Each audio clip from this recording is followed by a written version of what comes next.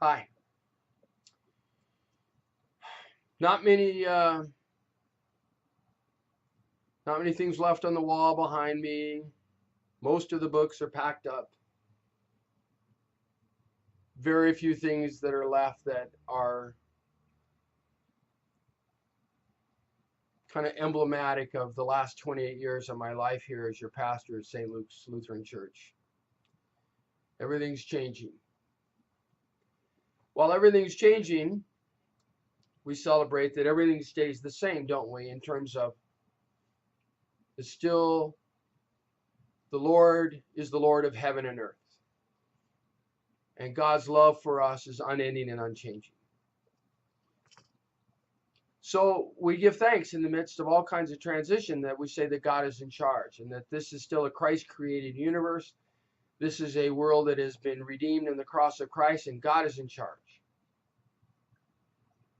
So despite the chaos in my office, the way it looks right now,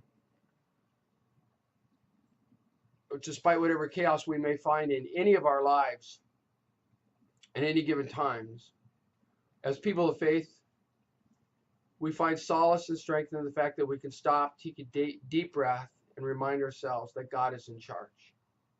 God is in charge. So let's begin with that. We begin by saying God is in charge. So my question is, what would this world really look like if God was in charge? What would it look like? The last, let me see, I call it book club, but it's not. It's Better Than Therapy Book and Video Pub Club. I think that's what it's called. Has read a book by Tim Suttle called The Public Jesus, or just Public Jesus. And he asked the question, or he raises the question with a premise. Okay, we like to say and we confess and believe that God is in charge. Well, what would the world look like if God was in charge? And to make that even more pertinent and relevant for our life, what would St. Luke's Lutheran Church look like if God were really in charge? Fascinating question, isn't it? What would it look like? If decisions were made that we wouldn't necessarily have chosen for ourselves, but yet if we believe that God is in charge, would we say no to God, or would we say, okay, God is in charge? What would that mean in terms of what the ministry of St. Luke's Lutheran Church should look like with regard to the gospel when Jesus said, take up your cross and follow me. Follow me. Well, what would that look like? What would that look like if we really picked up our cross and followed Jesus at St. Luke's Lutheran Church, believing that God is in charge? Not a pastor in charge, not a particular board of elders or deacons in charge, not influential lay people in charge, not people trying to exert influence by what I think. So take 500 people saying, I think, you could have 500 opinions. But what would it mean if God was in charge? And we said, okay, we're going to follow God.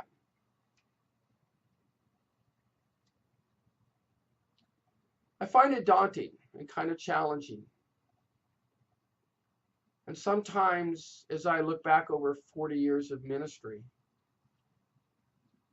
I wonder whether the decisions were good or bad that were made end up being blessed or not blessed. Was the question ever raised enough? Since God is in charge, since God is in charge of this church, since God is in charge of my life, what is that going to look like for me to follow? What will that look like? So St. Luke's is going to have an interim now for, let's just say, a year. And I'm so grateful for the interim that's to be called to St. Luke's. And then following that, there will be a new pastor, a man, a woman. And I'm so grateful for that pastor who will receive a call, who the Lord is preparing their heart, who will come to St. Luke's Lutheran Church and who will be your pastor. I'm so grateful for that. And we know that between here and now, There's all kinds of decisions to make, and there's vagaries of life and faith. Shoot, there's vagaries in our own life and faith, our own life and health, aren't there? We know that. But I would like to encourage us.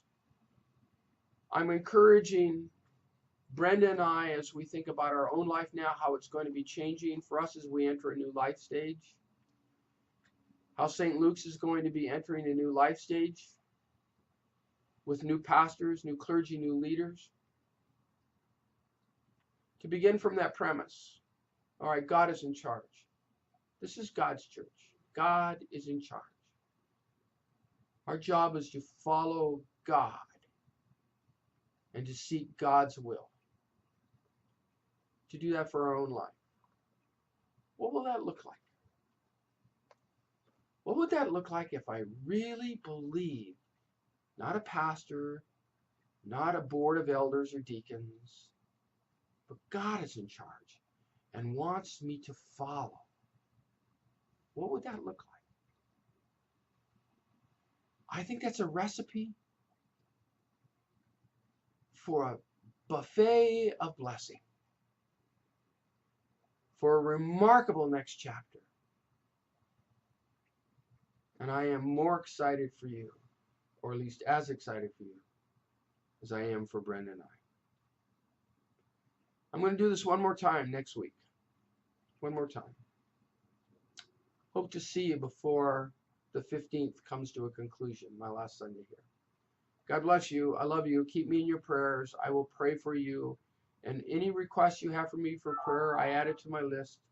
Please, I encourage you to just pray for your church as well. God is in charge. Amen.